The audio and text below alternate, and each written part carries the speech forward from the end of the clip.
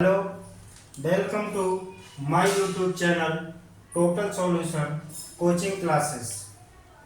दोस्तों, total solution coaching classes में मैं आज आपको मैथमेटिक्स क्लास 8 का चैप्टर 3 उठा रहा हूँ जो CBSE MP बोर्ड दोनों का है। तो चलिए इसके बारे में थोड़ा सा जानते हैं। चैप्टर क्या है अपना? Understanding quadrilaterals. तो अब अंडरस्टैंडिंग क्वाड्रिलेटरल यानी हमें इसमें क्वाड्रिलेटरल्स के बारे में जानना। क्वाड्रिलेटरल्स क्या होता है? कोई भी फिगर जो 4 साइड से बाउंडेड हो, कितनी साइड से? 4 साइड से बाउंडेड हो, उसको अपन क्या बोल देते हैं? क्वाड्रिलेटर। वो कुछ भी हो सकता है, ट्रेपेजियम भी हो सकता है, रेक्टेंगल, रोम्बस, पैरेललोग्राम, कुछ भी हो सकता है। तो ऐसा फिगर जो 4 साइड से क्या हो? बाउंडेड हो, ऐसे फिगर्स को क्या बोलेंगे अपन? क्वाड्रिलेटर। तो हमें इसमें क्वाड्रिलेटरल्स के बारे में जानना। तो चलिए हम सबसे पहले अपन फर्स्ट जो फिगर लेते हैं, फर्स्ट क्या है? ट्रेपेजियम। ट्रेपेजियम ट्रेपेजियम कैसा फिगर है, इसके बारे में जानते हैं। देखें,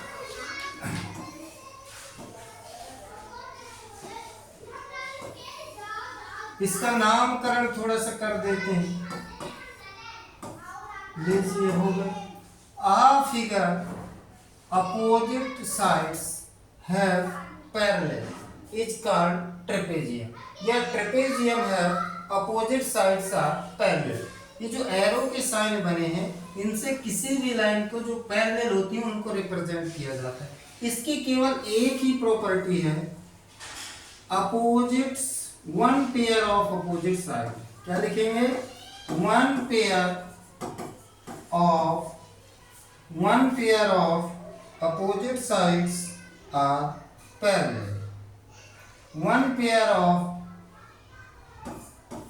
अपोजिट sides are parallel। तो इसका क्या होता है? वन पेयर अपोजिट साइड्स का पैरेलल होता है। तो ऐसा कोई भी फिगर हो जिसका वन पेयर अपोजिट पैरेलल है, उसको अपन क्या बोल देंगे? ट्रेपेजियम। अब अपन नेक्स्ट जानते हैं क्या है। नेक्स्ट में हम ले लेते हैं पैरेललोग्राम। क्या ले लेते हैं? क्या ले लेते हैं? पैरेललोग्राम। तो पैरेललोग्राम कैसा फिगर है, देखें। आप वैसे जानते होंगे, छोटी क्लासेस में जाना होगा, लेकिन फिर भी नामकरण भी साथ में करते चलते हैं ताकि समझने में या डिफाइन करने में कोई भी पार्ट को बड़ा आसान। नामकरण में एक ध्यान रखें, कोई भी नाम अल्फाबेटिकल ऑर्डर में तो एक ही ऑर्डर होना चाहिए, उनका सीक्वेंस एक ही तरह से होना चाहिए। अब देखिए, इसमें अपन एक एक खड़ी लाइन ड्रॉ कर देते हैं, इसका मतलब ये लाइन इसके क्या है? इक्वल। इसमें अपन डबल डबल लाइन कर देते हैं, इसका मतलब ये साइड है इसकी क्या है? इक्वल है। साथ में एक एरो का साइन लगा देते। पहले पार्ट में अपन ने बताया एरो रिप्रेजेंट करता है पैरेलल को, और ये लाइन रिप्रेजेंट कर रही है किसको? इक्वल को। इसमें डबल एरो ड्रॉ कर देते हैं, मतलब ये वाली लाइन इसके पैरेलल। अगर इसी उस पर बात करते हैं तो पहला पॉइंट बन गया क्या? अपोजिट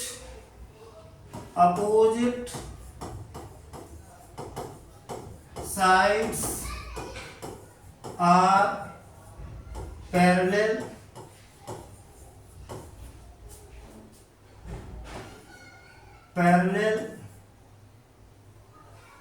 and also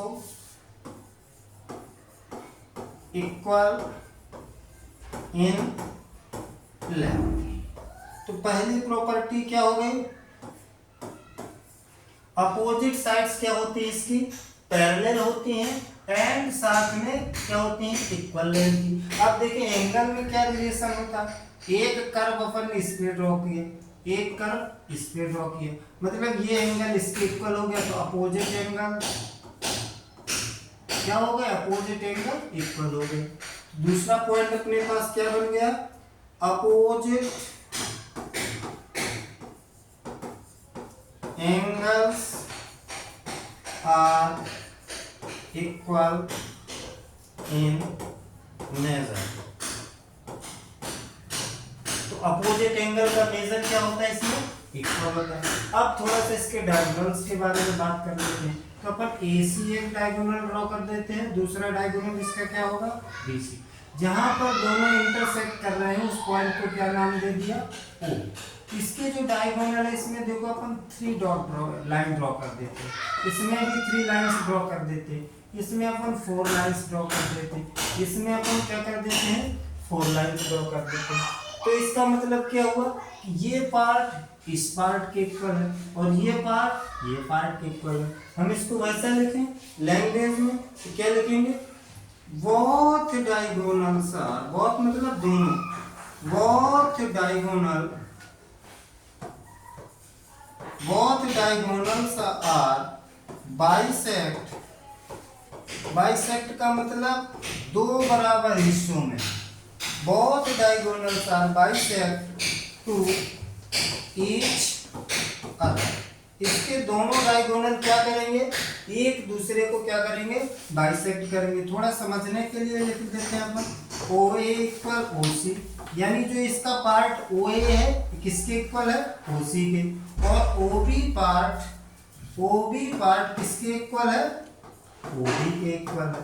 यहाँ भी इनको भी नंबराइज कर सकते थे कि AB किसके इक्वल है, CD के, BC किसके इक्वल है, AD के।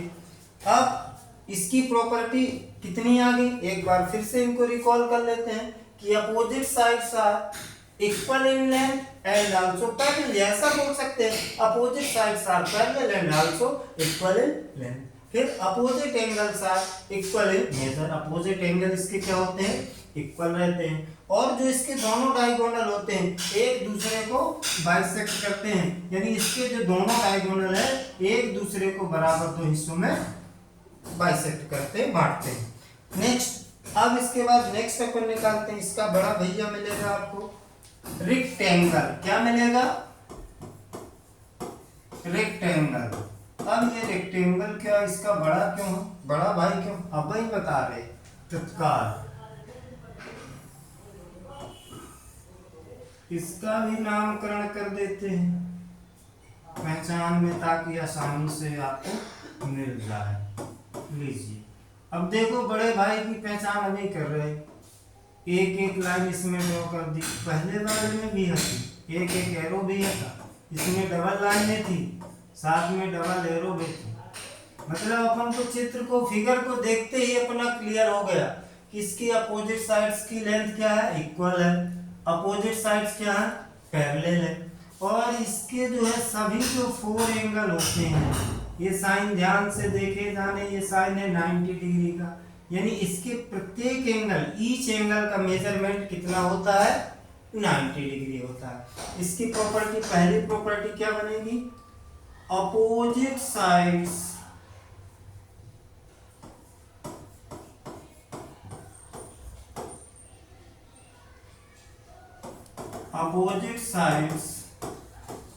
are parallel and equal in length।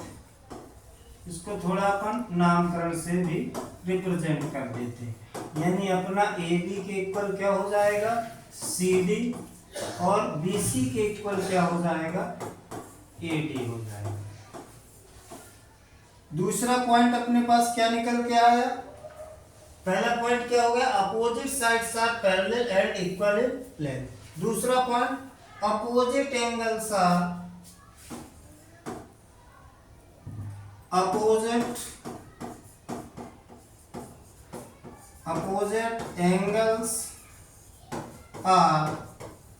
equal and measure of each angle 90 degree। अब अपोजिट एंगल जब सभी का मेजर कितना हो गया 90 डिग्री, तो अपोजिट एंगल अपने आप ये 90 है, ये 90 अपोजिट इक्वल हो गए, ये 90 यानी इसके सभी इक्वल हो गए, यही लिख दिया गया। Opposite angles are equal and measure of each angle 90 degree. ये बात कंफर्म हुई। अब इसके डायगोनल को देख लेते हैं। डायगोनल क्या हो गए AC और BD। पहली बात अपन लिख करके बता देते हैं, both diagonals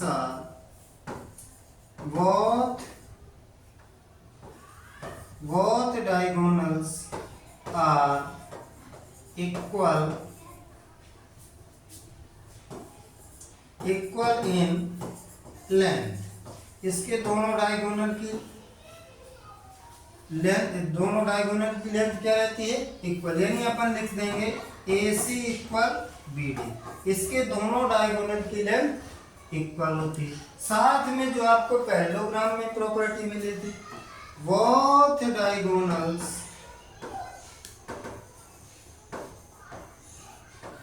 are bisect to each other। इसके दोनों डायगोनल क्या कर रहे हैं बाइसेक्ट कर रहे हैं एक दूसरे को। साथ में इक्वल लेंथ थी तो सब में 3-3 डंडा लगा देते हैं। हो गई बात क्लियर? बिल्कुल आपको समझ में आया होगा। फिर एक बार हम रिपीट कर देते हैं अगर आपको समझ में नहीं आया। जो रेक्टेंगल्स है इसकी अपोजिट साइड्स पैरेलल होती हैं, साथ में अपोजिट साइड की लेंथ भी इक्वल होती है। जो अपोजिट एंगल होते हैं वो इक्वल होते हैं, साथ में ईच एंगल का जो मेजर आपको मिलेगा वो 90 डिग्री मिलेगा। साथ में जो इसके बोथ डायगोनल, दोनों डायगोनल AC एंड BD हैं, इनकी भी लेंथ आपस में इक्वल होती है।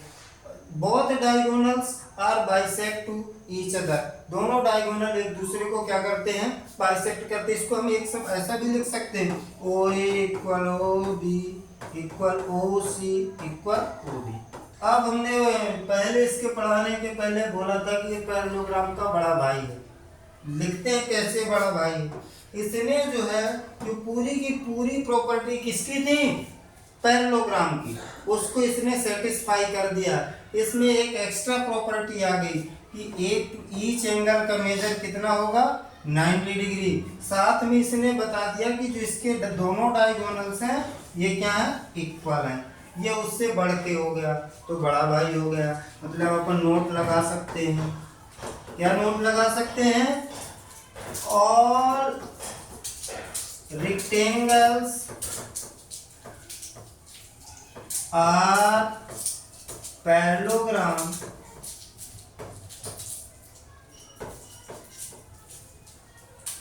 but parallelograms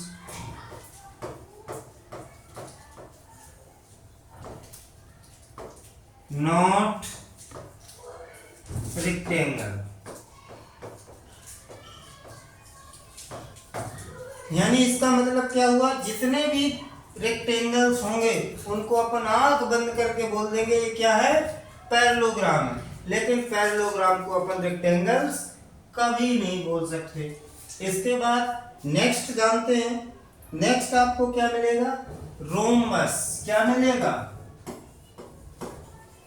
rhombus. ये रोम्बस कौन सी बला है आगे, ये भी भैया पैरेललोग्राम के बड़े भाई हैं। कैसे अभी जाने जा रहे हैं। नामकरण तो पहले इसका कर लें। देखो इसमें देखो सब में एक एक डंडा लगा दो। पहली डेफिनेशन से आप समझ गए होंगे इसकी सभी फोर सब में एक एक लाइन लगी। इसका मतलब इसकी सभी जो फोर साइड्स है, चारों साइड्स हैं, ये क्या है इक्वल लेंथ की हैं। तो पहला पॉइंट अपना क्या बन गया, all four sides are equal in length. इसकी क्या हो गई, सभी फोर साइड्स की लेंथ क्या हो गई इक्वल। साथ में ये एरो लगा दिया सिंगल, यहाँ क्या लगा दिया double arrow.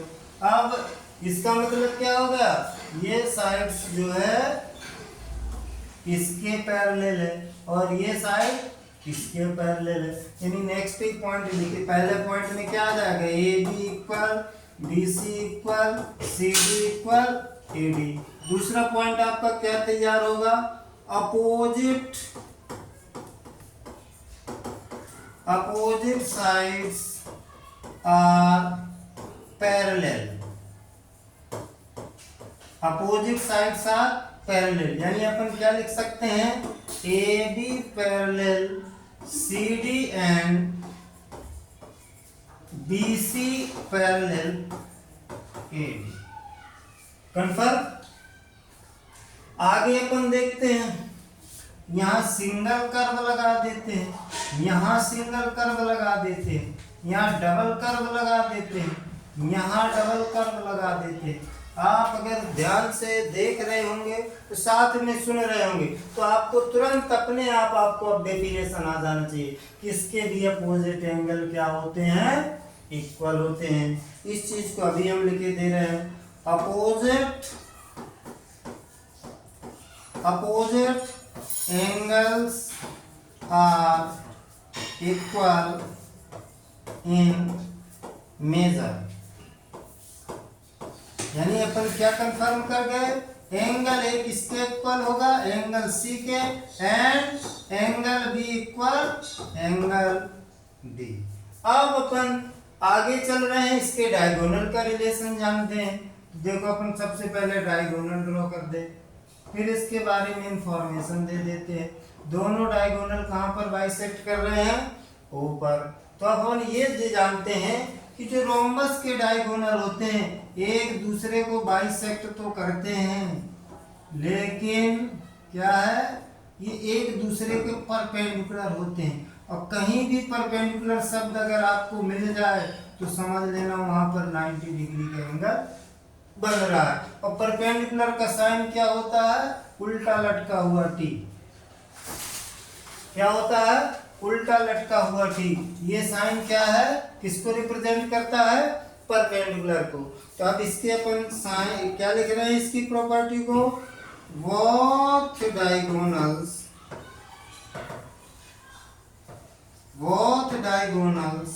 Are perpendicular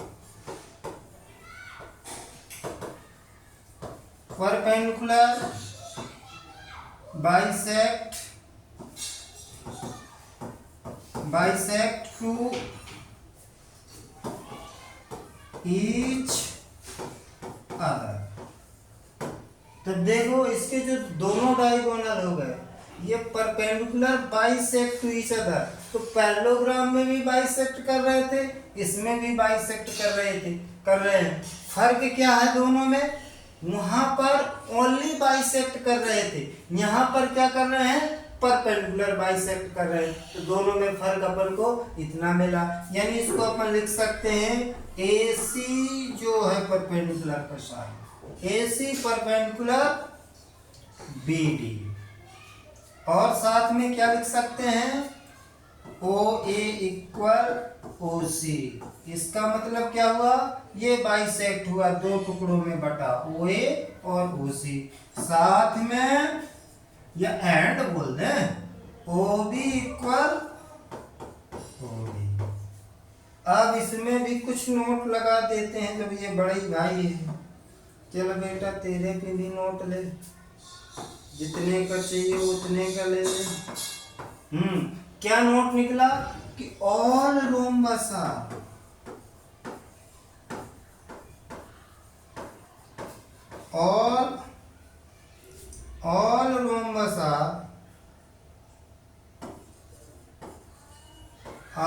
are parallelogram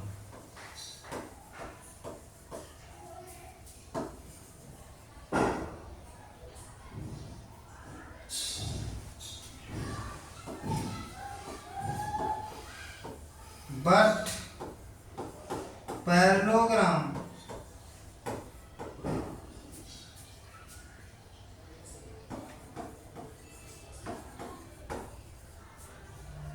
not rhombus। अब ऐसा कैसे, देखो इसने पूरी पैरेललोग्राम की अब इसमें अगर कहें कि रोम्बस पैरेललोग्राम है, लेकिन पैरेललोग्राम रोम्बस क्यों नहीं? क्योंकि पैरेललोग्राम ने हमें क्या बताया था, देख लेते हैं थोड़ा सा। पैरेललोग्राम में क्या थे, दोनों डायगोनल ओनली बाइसेक्ट हो रहे थे, क्या नहीं हो रहे हैं, परपेंडिकुलर नहीं है। और रोम्बस के पास क्या है, परपेंडिकुलर है। इसलिए अपन जो है किसको, रोम्बस को पैरेललोग्राम बोल सकते हैं, लेकिन पैरेललोग्राम को रोम्बस नहीं बोल सकते। अब अपन चलते हैं नेक्स्ट। मुझे लग रहा है कि आप लोगों को बिल्कुल एकदम क्लियर समझ में आ रहा होगा। देखिए नेक्स्ट, अब आप बात करते हैं स्क्वायर की। आगे किसकी, स्क्वायर की, जो कौन सी बड़ा है, ये सबका बड़ा भाई है।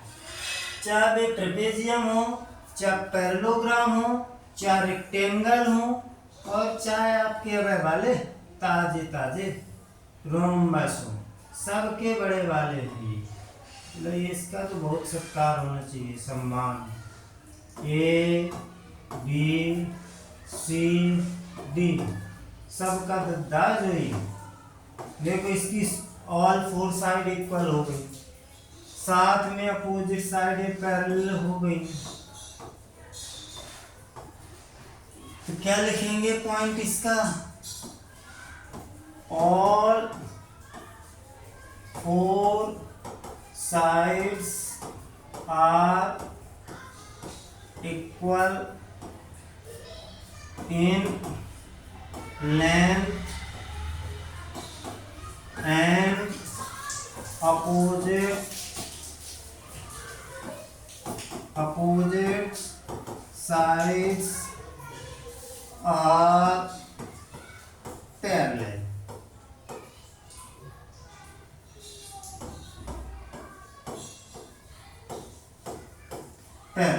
अब इसकी सभी फोर साइड्स क्या है, इक्वल लेंथ की हैं, और साथ में अपोजिट साइड्स क्या है, पैरेलल। अपन लिख देते हैं A B equal B C equal C D equal A D, and A B parallel C D और B C parallel A D.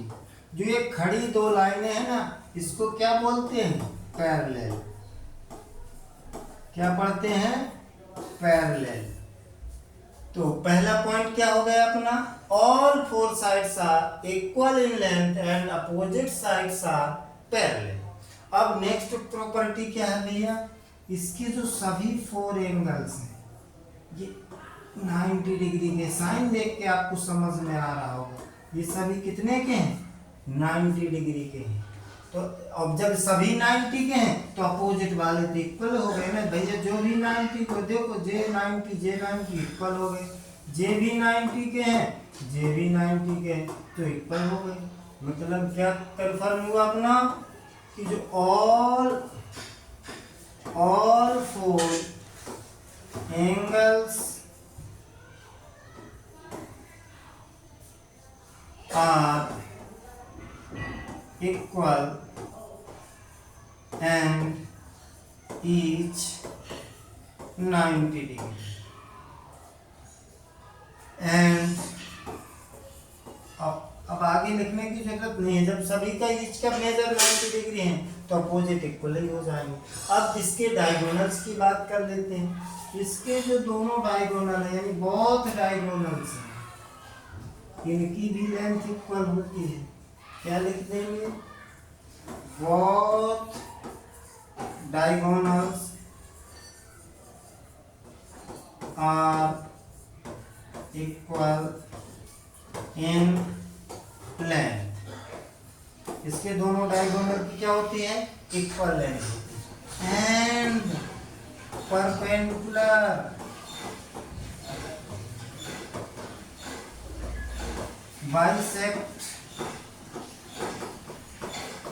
bisector to each other। अब देखो बड़ा क्यों निकल गया, अभी अपन ने रेक्टेंगल में देखा था कि दोनों डायगोनल की लेंथ इक्वल हो रही थी, इसमें भी रोम्बस में पढ़ा था परपेंडिकुलर बाइसेक्ट कर रहे हैं, वह भी इसमें है, तो काई नहीं उनका बड़ा भाई हुआ, बिल्कुल हुआ। तो both diagonals are equal in length and perpendicular bisector to each other. इसको उसमें रिप्रेजेंट कर देते हैं लाइन पे, यानी AC इक्वल BD हो गया, साथ में OA equal OB equal OC equal OD। भैया जब ये दोनों डायगोनल इक्वल है, मान लो 8 सेंटीमीटर के होते, 8 के, ये सब 4 के हो गए होते, इसका मतलब क्या हुआ, ये सब आपस में इक्वल है। क्या है? सब आपस में इक्वल है। ईच एंगल का मेजर कितना हो जाएगा यहाँ का सेंटर का 90 डिग्री, क्योंकि ये परपेंडिकुलर है। इसको अपन भी ऐसे भी लिख सकते थे, AC परपेंडिकुलर BD, ये हो गया परपेंडिकुलर। जब परपेंडिकुलर है तो ऐसा भी लिख सकते हैं, angle AOB equal angle BOC equal angle COD equal angle AOD। जब परपेंडिकुलर है तो सभी का मेजर क्या निकल आएगा, 90 डिग्री। अब हम किस कंक्लूजन पर पहुंच गए, इसने जो अभी तक हमने पढ़ा सभी की प्रॉपर्टी को इसने क्या कर दिया, फॉलो कर दिया। तो अब हम इस पे भी एक नोट लगा देते हैं, समझ लें नोट के बारे में क्या है। क्या है नोट के, all square are trapezium,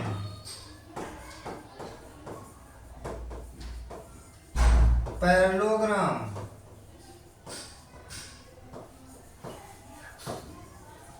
all trapezium are parallelogram, rectangle,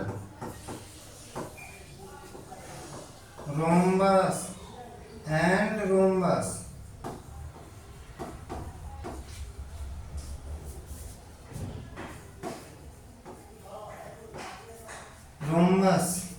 but they कौन, ये सब trapezium, parallelogram, rectangle, rhombus, but they are not square. ये क्या नहीं हो सकते, स्क्वायर नहीं हो सकते। यानी हो गया ना सबका बड़ा भाई सबका दद्दा। क्यों? क्योंकि इसने बाकी की सभी की प्रॉपर्टी को फॉलो कर दिया। इसलिए हम स्क्वायर को रोम्बस भी बोल सकते हैं, पैरेललोग्राम भी बोल सकते हैं, रेक्टेंगल भी बोल सकते हैं और साथ में ट्रेपेजियम भी बोल सकते हैं। अब एक आपको लास्ट मिलेगा क्लास 8 में लिखा हुआ काइट, पतंग। क्या? वही वाली पतंग है। क्या मिलेगा आपको लिखा हुआ, काइट। थोड़ा सा डायग्राम बना ले, पतंग जैसी लगे तो बताइए, सब जने कमेंट करके जब शुक्र हो जा।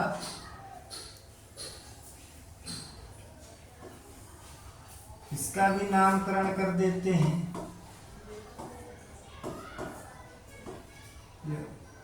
हो गया नामकरण। अब ये लाइन ड्रॉ करने से आपको तुरंत समझ में आ गया होगा कि ये इसके क्या है, इक्वल है, ये इसके इक्वल है। यहाँ पर अगर हम ऐसा साइन बता दें तो ये क्या हो गया, परपेंडिकुलर का साइन हो गया। आपको पूरी डेफिनेशन बिल्कुल हमारे साइन बनाने से आप अब लिख सकते हैं इसकी प्रॉपर्टी, अगर आप लोगों ने पहले की चीजों को ध्यान से देखा होगा। तो इसमें लिख दे, पहला पॉइंट अपना क्या होगा, two pair of adjacent sides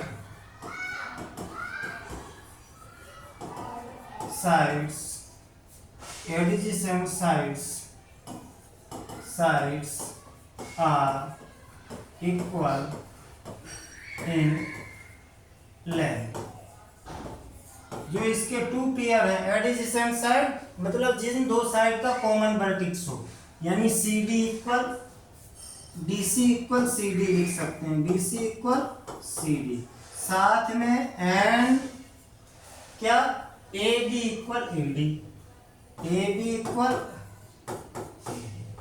यानी इसके जो टू पेयर हैं एडजेसेंट साइड के, ये इन दोनों का कॉमन वर्टेक्स ए और इन दोनों का कॉमन वर्टेक्स सी, इसलिए इसको क्या बोला गया, एडजेसेंट साइड्स। और साथ में देखिए जो one of the diagonal bisect perpendicular bisect the other,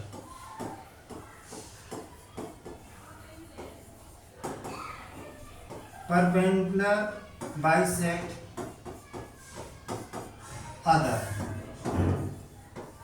तो एक डायगोनल ने दूसरे को क्या कर दिया, बाइसेक्ट। तो देखो इसमें ओनली बीडी डायगोनल बाइसेक्ट हो रहा, यानी अगर हम इसकी क्लियर इंफॉर्मेशन पर पहुंचे तो ए सी परपेंडिकुलर बीडी, और साथ में क्या हो जाएगा, O B equal O D, क्या हो जाएगा, O B equal O D. तो आपको जैसा कि मैंने प्रयास किया है यथासंभव आपको समझ में आया होगा। अगर आपको ये चीज़ें समझ में आ रही हैं, आप टोटल सॉल्यूशन के माध्यम से प्रत्येक सब्जेक्ट को टॉपिक वाइज अगर आप समझना चाह रहे हैं तो आप हमारे कोचिंग संस्थान पर भी आ सकते हैं, और साथ में आप हमारे YouTube चैनल को सब्सक्राइब, लाइक और बेल आइकन दबा करके नोटिफिकेशन ऑन करके इसके आगे आने वाले वीडियो आप वॉच कर सकते हैं, देख सकते हैं। हमारे यहाँ पर प्रत्येक सब्जेक्ट के अलग अलग टीचर्स के द्वारा आपको स्पेशल क्लास दिए जाएंगी। जैसे आज मैंने आपको मैथ पढ़ाया, उसी तरह हर प्रत्येक सब्जेक्ट के अलग अलग टीचर्स आपको बताएंगे, एकदम बाय कॉन्सेप्ट आपको पूरे कॉन्सेप्ट क्लियर किए जाएंगे। Thanks for watching this video.